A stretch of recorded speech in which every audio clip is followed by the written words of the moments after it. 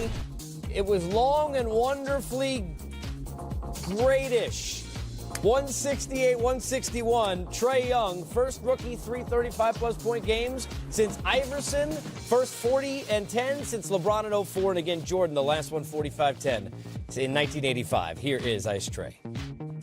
Give us some of the drama that was going on through your mind as you're participating in that. That was a fun game to play. Probably one of the most fun games I've played in my career as a basketball player. It's been fun.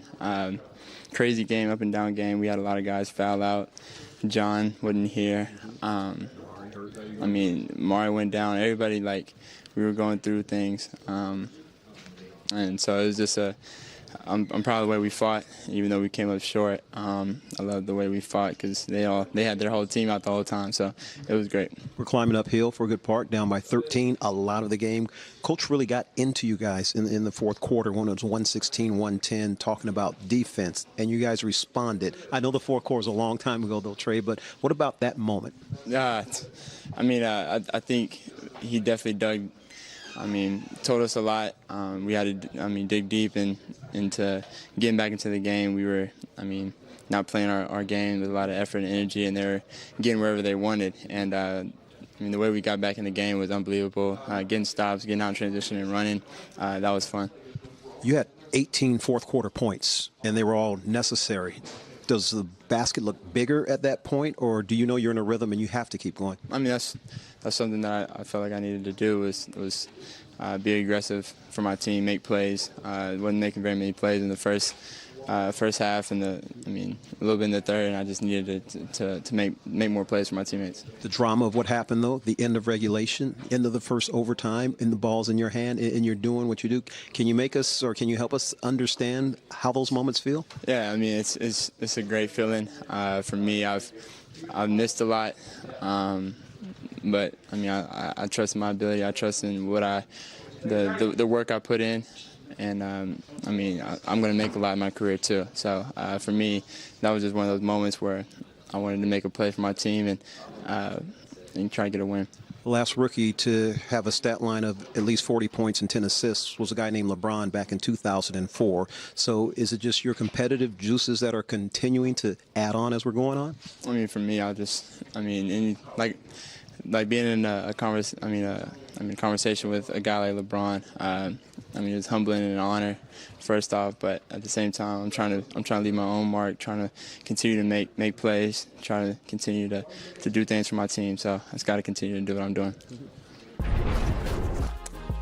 Well, I'll tell you what, whether he tired late or not, this was an unbelievable night, and more importantly, it's been an unbelievable stretch. You look at the numbers and kind of where we were in this game, but it's been now a number of weeks where he has really been on one. Going right before the break, guys, we've seen a different player. The shots that he was taking, and this is something in talking to Lloyd, too, which I did in the first half here on Game Time. Everybody looked at the number in the three-point percentage and said, well, he shot so well in college. It wasn't that he can't shoot threes. It was the kind of threes he was taking.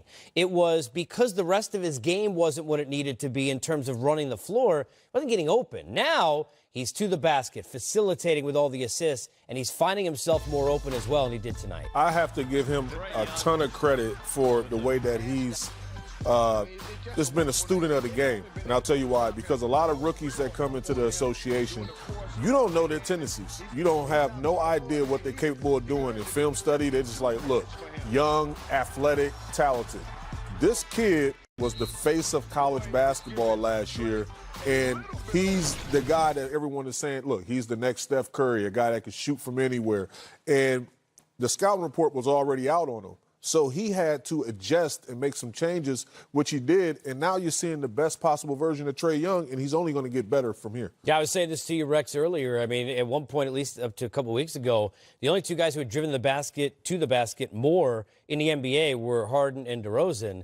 This guy's going to the basket, and it's creating for his teammates. How about the unselfish nature, even when he was on, to dish to Alex, Len, Bazemore, and others maybe you shouldn't trust all the time for open shots, showing a little bit of that unselfishness as a player. I think that's the thing. You got to give the Atlanta Hawks a lot of credit. They took a lot of heat for making the trade. Could have had Doncic.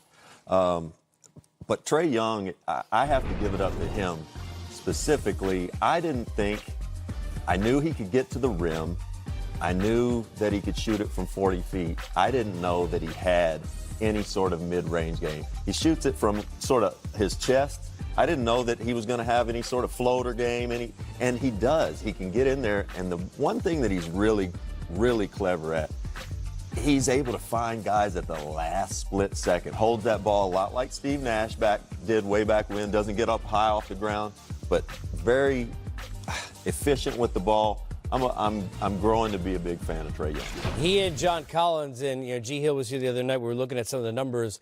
They both together have put up really impressive numbers when you look at two kids under the age of X to do certain things. They're a team that's building it slowly.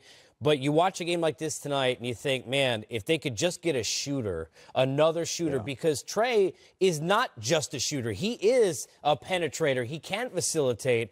But they just had that one other guy, because a lot of times tonight, no offense to our boy, Vince was the guy open for three, or Bazemore who had a bad night, or Alex Len in the corner, or Bembry. Yeah. They're really missing that one guy who can help him when he gets open shots. Well, look, now you have your guy.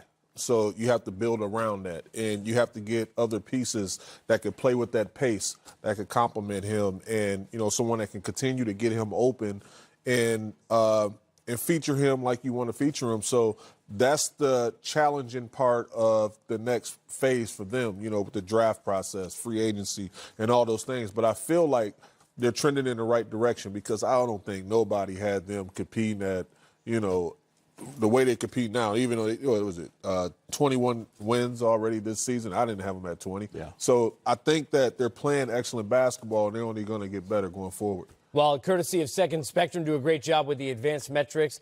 28 potential assists tonight for Trae Young, including that layup late to Alex Len that were missed. So shows you the facilitating aspect. Look, the Hawks, there's a lot to really be excited about, but let's not take it away. The Bulls, they won 5 out of 6.